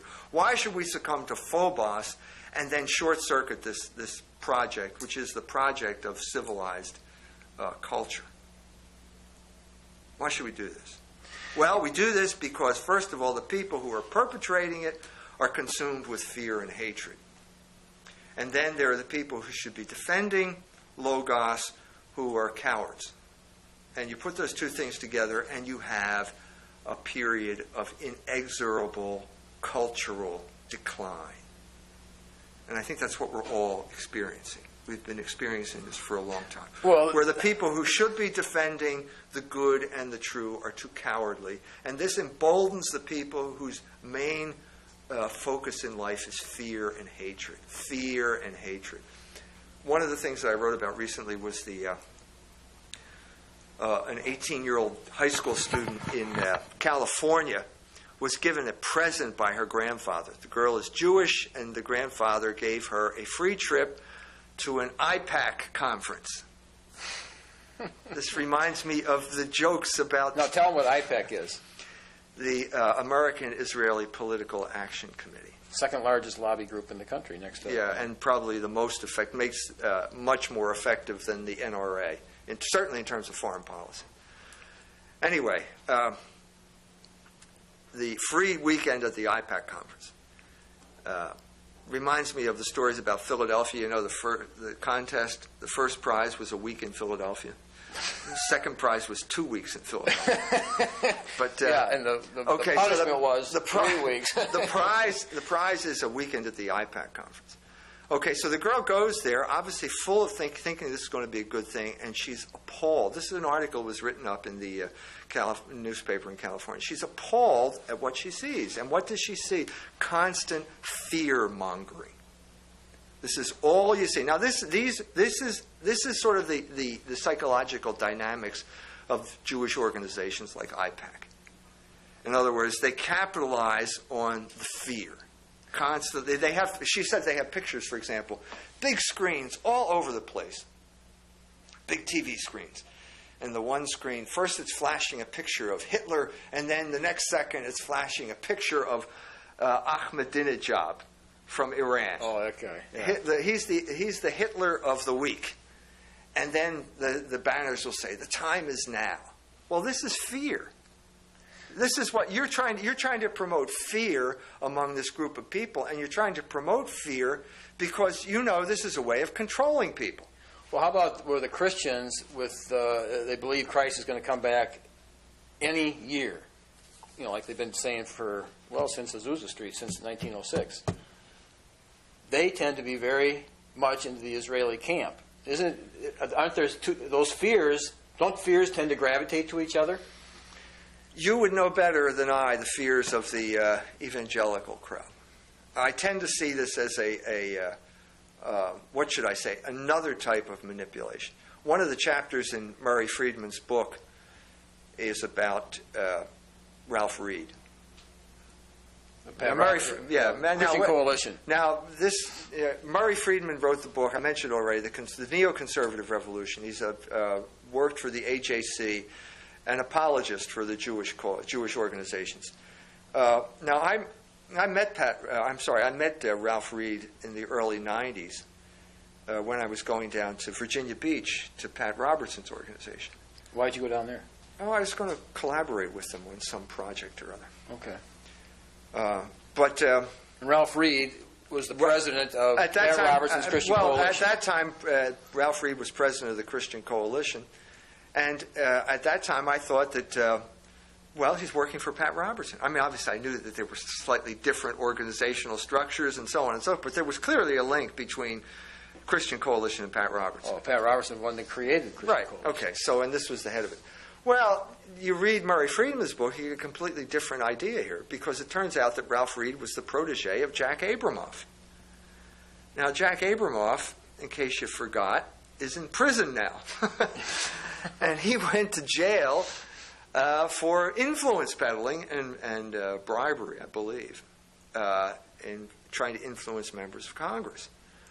Well, Ralph Reed was working with Jack Abramoff. So Abramoff was basically a lobbyist yeah, that went too far. Yeah, I mean, basically got into all sorts of, paying off for, paying off things, giving money for that he shouldn't have given money for, stuff like that. Now, that was a revelation to me, and I think it explains suddenly why, for example, why Pat Buchanan's campaign went down the drain in 1996. Because he didn't back Because Israel, I or was, what? well, I mean, obviously Pat Buchanan was the Ahmadinejad of his day. If I don't know, but I imagine at the IPAC convention in 1992, they would have Hitler and then Pat Buchanan pictures alternating instead of Ahmadinejad. But certainly he was not liked by the Amen Corner, as he called it, Israel's Amen Corner over here. But I was there working with these people, and that was the end of Pat Buchanan's presidential bid. Because he would not go along with the pro-Israel stuff. No, he was against them. And this was in 1996. It was the South Carolina primary. Ralph Reed threw the Christian Coalition behind Bob Dole, and that was 33-degree Mason. and that was the end of Pat Buchanan's campaign. So now suddenly, well, wait a minute. Well, if he were working for Pat Robertson, that didn't make a whole lot of sense. But now, if he's working for Jack Abramoff and all that, well, now it does make sense. But Pat Robertson is very pro-Israel. Right. Right. Radically so. Right. But all I'm saying is that it's the evangelicals are befuddled because they're constantly being subjected to leadership that is really not representing them. That's what I'm saying. If the Christian Coalition is called the Christian Coalition, but it's really not representing the interest of those people. No, because the people that get in leadership somehow get there not by the representative method or something. Well, they represent the people who have the money to fund their organization. And so you find that money corrupts all of these operations because you work for the person who gives you the money, not the person that gives you the votes. This is the way the political process works in this country. And the Jews and money, I mean, that's historically, that's the stereotype. Jews Well, and this money, is right? now we got into this General Clark, Wesley Clark, just got in trouble. Again? Again, this is now, once again, we are dealing with this touchy subject, and General Wesley Clark recently said that there's going to be an Iran because the New York money people want war with Iran. Now, as soon as he said this, Abe Foxman of the ADL said that this was a code word for Jew. He was defaming the Anti-Defamation League. Well, and I think now let me get this straight. Now, someone accused him of using this as a code word for Jew. I think Abe Foxman stepped in and said, "No, he's not an anti-Semite, but he shouldn't use terms like this. His father's Jewish." Wesley Clark's? Yeah, that's what he said. That's Dad what is came out. Jewish? Yeah, but he shouldn't be using terms like this. Well, if you're a candidate for the presidency, it's your job to go to the money people and get the money. So he should know who these, what they're talking about. But I mean, this is part of the death of discourse, the slow death of discourse that we've been witnessing for quite some time now. So they'll give the appearance that they're having a good discourse, but, well, I think Martin Luther said it. You're not a Martin Luther fan. But he did say the whole key of the Christian life, if you're on the front lines, is speaking out on those issues where it's crucial. And you can speak out on all kinds of issues, But if it's not the crucial issue, you haven't really said anything. Right. Right. And so on the crucial, and this is the crucial issue of our day, and you're not allowed to talk about it. Well, this is where the attack is. I mean, this is where everything is going to fall apart if we don't fix the dam at this point. Yeah. So I don't know whether we have much control over the course of human events throughout the world. We're small and insignificant people. But it will be interesting to see if there is some type of movement on this front in South Bend, Indiana, because that's all we're talking about here. Why was this discourse prohibited in South Bend, Indiana? And are we going to allow this continuing prohibition of discourse by a very small group of people? Now, ultimately, you're saying the reason is they got fearful. Okay. Now, you could say, well... As far as I understand it, the board was intimidated because Joan told me that they were going to stand by me. In other words, they believed in the truth of your position, and all of a sudden... I gave her the course description. She read it. She approved it. She sent me the letter saying everything was fine. And then it got vetoed. So we're talking about the board of directors and not the executive director. But somebody retreated. In other words, they the board of they got directors scared, retreated. threw down their weren't weapons and intimidated. ran. Right. The board did. But if you're a Christian, we stand on the gospel that death has been destroyed. If you read Tertullian said, the healthy Christian, basically martyrdom is kind of like something he looks forward to because he's out of here. Let's get out of here. Well, no, I'm not looking forward to martyrdom, but I don't have... martyr means witness. So if you're going to be a witness, you're going to have to suffer for your witness. And I don't think anything has changed. Nothing has changed. We're back with the whole story of... This is the interesting thing about how these paradigms perdure over history. It seems that nothing has changed. We're still back in the same situation. But you were, in other words, the apostles got killed for just simply bearing witness to Christ's death and resurrection. And they preached the gospel, and then 11 of the 12 apostles get killed. Yeah. Okay. All I'm trying to do is say we are in a mess politically, and I'm saying in order to see our way out of it, we should return to the gospel, to the scriptures, and see what they have to say about this issue. See, the idea is if you just preach the gospel the way they want you to preach it, there'll be no persecution. Okay? But part of the gospel, essentially part of it is, the Bible says the Jews are the enemies of the gospel. Enemies of mankind. So that has to be brought out in your full gospel message. But if you do bring that part out and you shed light on that aspect, that's where you'll get in trouble. I'm not expecting the Jews to be happy about that. I mean, if I were a Jew, I'd probably grind my teeth too when I hear that. But we live in a country where we're supposed to have the free exercise of religion. And I consider this, this is religion. This is my religion, what I'm talking about here. This is the prohibition of my ability to practice my religion. Right. I don't see it any other way. I mean, I don't know how anyone else perceives it, but that's the way I perceive it. I was contracted to give this series of talks by a group of people who share my religious beliefs, and the rabbis came in and intimidated the people and stopped it. I don't think that's not tolerable. That's not American. That's not the American system. No, because your religion, with the church fathers, they would all agree, especially Chrysostom and name them all, that what you're saying is a very important part of the whole Christian position, the whole gospel. Wouldn't they say that what you're saying? I don't see how you can read the gospel without having to make some type of judgment about the type of things I'm talking about. And I'm saying that if you want to understand a way out of the mess that we're in, the best place to go is back to scriptures. Is that so hard to understand? That a Christian would say something like this? I mean, what else am I supposed to say? Go to astrology or crystals or race theory or something like that? No, I don't believe in that stuff. But I do believe that the Gospels are relevant. And the key concept that goes from beginning to end is this idea of revolution, this constant temptation to take up the sword as a way of solving problems that that you can't solve that way. Right, and the constant reminder of St. Peter, because he knew this, was to exactly watch out for those kind of teachers he says, for there were false prophets also among the people, even as there shall be false teachers among you, who privily shall bring in damnable heresies, even denying the Lord that bought them, and bring upon themselves swift destruction. Then he goes on, he says, but chiefly them that walk after the flesh in the lust of uncleanness, and despise government. Presumptuous are they, self-willed, they're not afraid to speak evil of dignities. Goes on. But he's saying these false teachers, a characteristic is, well, if you despise government, you're a revolutionary. I think that's a fair statement. I think that's a fair A statement. despiser of government and a revolutionary. The Christians were never told to despise government. They were told to render to Caesar the things that are Caesar's and to God the things that are God. That was Christ's solution to the problem of the Roman Empire. That was not the Jewish solution. The Jewish solution was revolution.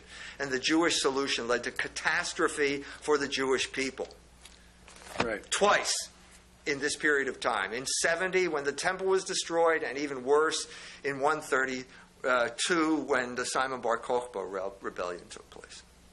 And we're getting to the point, even like my cousin out there in Portland, he's about 60 now, and he had a marriage, but he's single and he's got these two boys, and he had this girl who's like 16 now and real pretty, and he's having to deal with. He's raising them by himself, and the girl's there every once in a while, but he said her sense of entitlement is truly amazing. In other words, these kids are like so far off the wall compared to what we were used to. And he was a revolutionary type of guy growing up. But he said, well, either you get over it or you're destroyed by it. They're the two alternatives when it comes to revolution. And it's infecting this country. It says in Isaiah chapter 3, a lot of people use this verse today. Sugenis, I think, uses it. As for my people, children are their oppressors, and women rule over them. O my people, they which lead thee cause thee to err and destroy the way of thy paths. Well, this is the revolutionary path. Well, look, just in terms of the current situation, look at the Baker-Hamilton report on Iraq. Well, what were they arguing? They were urging negotiation. Well, we have a completely willful administration now that is, it seems to me, is totally Nietzschean in its orientation toward world politics. In other words, the only way that I think that our president thinks he can fail is if his will does not, if he gives up, if his will is somehow divided. If he gives up and stops willing it, then that was the only possibility for defeat. Well, this is crazy. And you've got people who are former establishment figures like James Baker, who worked for the president's father, right, who was like the last attempt of the WASP, what's left of the WASP ruling class, to bring back rationality and debate into our foreign policy, and they're brushed aside. Baker's an anti-Semite. He's an anti-Semite. And they're brushed aside, and what we need is more will and more power. So we got like almost a John Brown situation where you had the Websters, the Calhouns, and the Clays up till 1850, and they were holding the thing together. And but when they died, it was just insanity after that. Nothing was holding the thing together, and you have this civil war. Yeah. If once the men that can actually bring sanity to the table, even though it may not even be the right policies exactly. Well, this is my hope. This is my hope, that sanity will prevail, that logos will prevail, that reasonable discussion will prevail now that we have exposed the machinations of the rabbis. The rabbis thrive when they can work behind the scenes and engage in intimidation and character assassination, and I don't think that's the way to proceed, and I'm hoping that they will not have the final word here in South Bend either. Well, it's kind of like, if we're going to end up with a scripture in Matthew, the last chapter, it says, and when they were assembled with the elders and had taken counsel, they gave large money unto the soldiers, saying, Say ye, his disciples came by night and stole him away while we slept. And if this come to the governor's ears, we will persuade him and secure you. So they took the money and did as they were taught, and this saying is commonly reported among the Jews until this day. They were working behind the scenes. Right, to suborn people and get them into lying and denying the truth. And that's not the way to proceed. And that will only lead to something bad. That type of stuff only leads to something bad over the long run. And over the long run, I think that these people made a mistake, because I think over the long run, the truth is going to prevail, because it prevails in the long run. Well, Jesus said that which is done in secret or behind the, will be shouted from the housetop. So Well, that's sort of what we're doing right here today. Because it was done in secret, and now we're proclaiming it from the housetops, and we're saying this is not the way to run discourse. This is not a viable option for public discourse. Right. And so for all of us to walk in the light, all of us are tempted to take the revolutionary route and do things not in the light. And the encouragement is we need to come to Jesus by the grace of God and confess our sins and own up to who we are, and let the light of his countenance, the blood that he shed on the cross, wash away our sins, and let the words of Christ cleanse us and wash us, and we can walk in truth and walk in love. And that's the only way to live. And hopefully this issue that Mike has can be brought to the light even more, and we will hope to continue to do that on this show. Amen.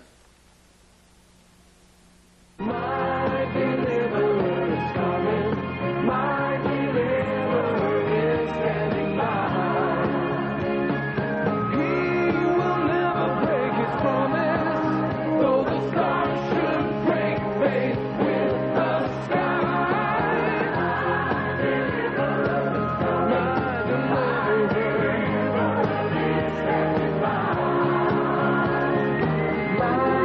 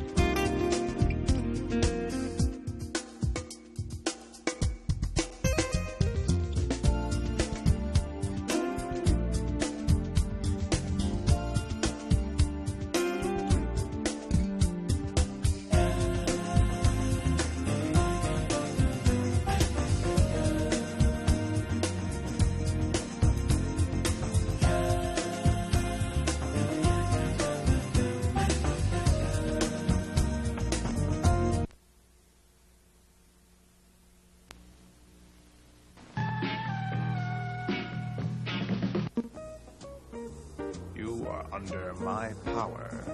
Look into the hypnotic eye.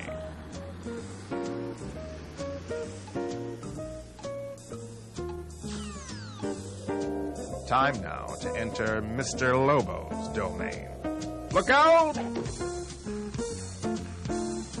Open your mind to the possibility that they're not bad movies, just misunderstood.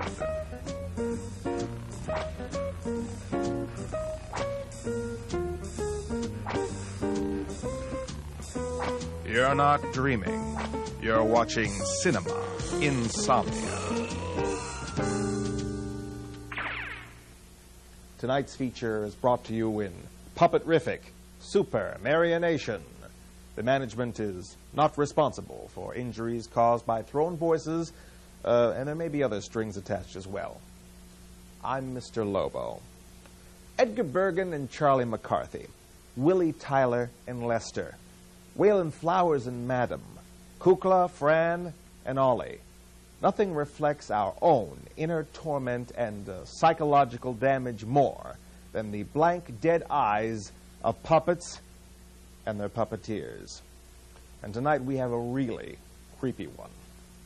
Anthony Hopkins, best known for his role as Hannibal the Cannibal Lecter, stars as a ventriloquist who gets caught up in a surreal muppeterie with Anne Margaret and a dummy that looks disturbingly like Clark Gable, possibly his last role. Cinema Insomnia is proud to present the 1978 chiller, in color no less, entitled Magic. Excuse me. Although Cinema Insomnia is proud to present to you the 1978 chiller Magic, it is unfortunately not the film we bring you tonight. Instead,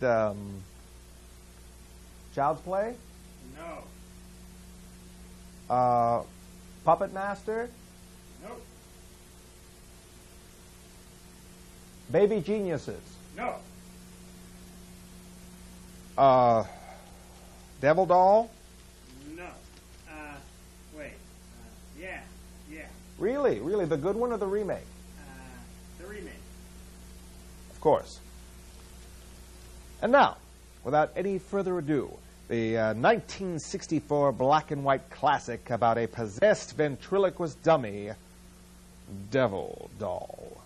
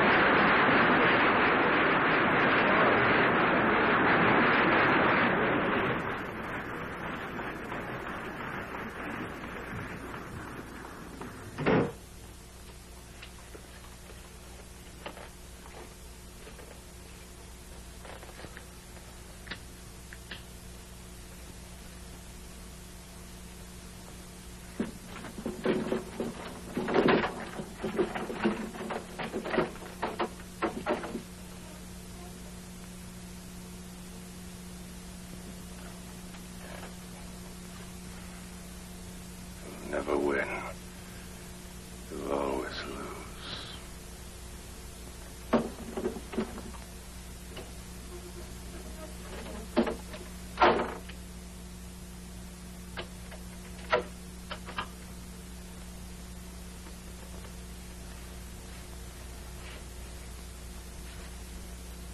And you sympathize.